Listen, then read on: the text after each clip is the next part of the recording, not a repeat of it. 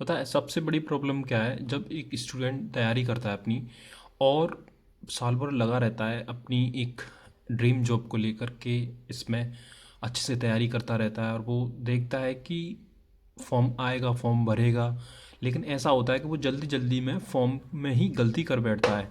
तो वो उसकी गलती जो है उसके सिलेक्शन को रिजेक्शन में बदल देती है।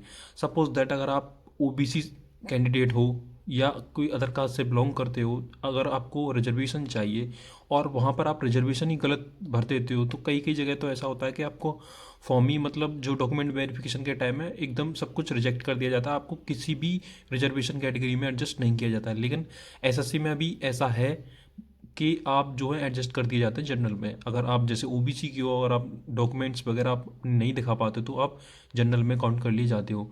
लेकिन जैसे कि अदर यूपीएससी वगैरह की बात करते हैं तो वहाँ पे ऐसा नहीं होता है। लेकिन अब वही बात करते हैं, अभी जो दिल्ली पुलिस में स्टूडेंट्स जो अभी गलतियाँ कर रहे हैं कि फॉर्म भरते टाइम जो है उन्हें एक डाउट है कि ओबीसी कैटेगरी जो सर्टिफिकेट है उसमें उनके पास स्टेट का है या सेंट्रल का है या दिल्ली का है, तो उसमें वो येस करें या नो करें। सबसे बड़ी प्रॉब्लम यही आ रही है स्टूडेंट्स को। तो हम इस वीडियो में यही बात करने वाले हैं, आपको एकदम क्लियर मैं बताने वाला हूँ। आपकी पूरी डाउट जो है क्लियर हो जाएगी इस वीडियो में। आपको इसमें भरना क्या है, आप येस करेंगे नो करेंगे, सब कुछ इस वीडियो में बात करने वाले हैं। और हम वो सब कुछ देखने वाले हैं। अगर आप एससी हो तो आपको करना है या नहीं, अगर आप ईडब्ल्यूएस से हो, एसटी हो, तो आपको करना है या नहीं, वो सब कुछ बात करने वाले हैं। देखो सिंपली अगर पॉइंट नंबर 21 को देखो तो ये एक सिंपली ओबीसी के बारे में बोलता है, ओबीसी कैटेगरी के बारे में।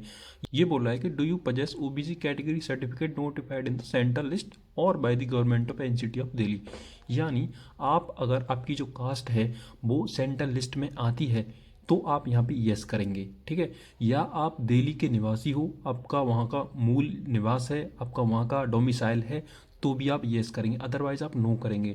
चाहे आप एससी हो चाहे आप एसटी हो, आपको यहाँ पे नो ही करना है। चाहे आप ईडब्ल्यूएस हो तो भी आपको यहाँ पे नो ही करना है, ठीक है। आप यस नहीं करेंगे, आप सिर्फ ओबीसी के केस में ही यस करेंगे यहाँ पे, अदरवाइज नहीं करेंगे। और ओबीसी में भी अगर आप सेंट्रल लिस्ट में ओबीसी हो या दिल्ली के मूल निवासी हो तभी आपको यहाँ पे यस करना है, अदरवाइज आप नो ही करोगे।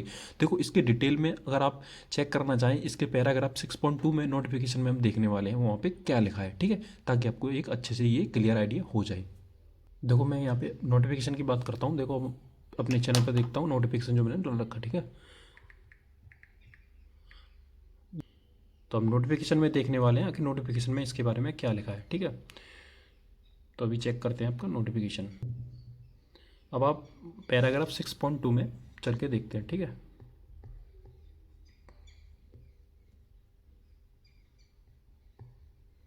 ये रहा आपका पैराग्राफ 6.2, ठीक है।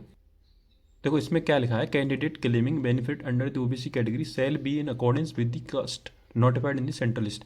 यानी जो बेनिफिट लेना चाहते हैं ओबीसी कैटेगरी के अंडर, तो उनकी जो कास्ट है वो सेंट्रल लिस्ट में नोटिफाइड होनी चाहिए। This relaxation will also be admissible for the candidate who are issued an OBC certificate by the government of Delhi, NCT of Delhi. यानी ये जो ओबीसी का फ़ायदा उन्हें भी मिलेगा जो दिल्ली के अंडर जो ओबीसी आते हैं, जो एनसीटी ऑफ दिल्ली ने नोटिफाइड कर रखे हैं अपनी कास्ट में स्टेट वाइज, ठीक है। They must ensure that they are entitled to such reservation as the eligibility and do not follow in the creamy layer on the crucial date. यानी वो नॉन क्रीमी लेयर में होने चाहिए, ठीक है। The crucial date for this purpose will be closing date of the recipient of the online application. यानी जो अभी इस साल का मांगा गया है वही बोला है इसमें, जो अब फाइनेंशियल ईयर है इसी का होना चाहिए आपका जो सर्टिफिकेट है, ठीक है। तो यहाँ पे क्लियर हो जाता है आपको करना क्या है। देखो सिंपली बता देता हूँ, अगर आप जैसे कि स्टेट में आप जो हैं ओबीसी हैं, ठीक है, और आप सेंट्रल में नहीं हैं, सेंट्रल में नहीं हैं, तो आपको वहाँ पे नो ही करना है, ठीक है, यस नहीं करना है, ठीक है। और अगर आप सेंट्रल में ओबीसी हैं, सेंट्रल में ओबीसी हैं, उसकी जो आपकी जो कास्ट है वो सेंट्रल में जो नोटिफाइड है उसके अंडर आती है, तो वहाँ पे आप येस करेंगे। और आप दिल्ली में हो, दिल्ली के मूल निवासी हो, तो भी आप येस करेंगे, ठीक है। होप आपको डाउट क्लियर हो गया होगा। और अगर आप किसी अदर जैसे एससी एसटी हो या ईडब्ल्यूएस हो तो वहाँ पे आपको नो ही करना है, येस नहीं करना है, ठीक है। तो आपको वहाँ पे नो ही करना है। अब होप आपकी जो डाउट्स हैं वो क्लियर हो गई होंगी, ठीक है। तो अब अगर आप ओबीसी हो तो सिंपल येस करें, और आप ओबीसी नहीं हो जो मैंने बताया उस हिसाब से, तो आप नो करें, ठीक है। और अगर आपने फॉर्म में ऑलरेडी गलती कर दी है तो आपको करना क्या है, अब आपको जो फॉर्म की करेक्शन डेट है उसका इंतजार करना है, जो कि आपकी 19, 30, 31 है। तो उसमें आप अपनी जो करेक्शन है वो सही कर लेना। अगर आप यहाँ गलती करते हो तो फिर आप जनरल में काउंट कर लिए जाओगे, जो कि आपके सिलेक्शन को कहीं ना कहीं रिजेक्शन में बदल सकता है। होप ये वीडियो आपके लिए हेल्पफुल होगी। आपका कोई डाउट है तो आप कमेंट सेक्शन में पूछ सकते हैं। बाकी आप वीडियो अगर हेल्पफुल है तो आप हाइप कर दें वीडियो को। बाकी मिलते हैं नेक्स्ट वीडियो में, तब तक के लिए बेस्ट ऑफ लक।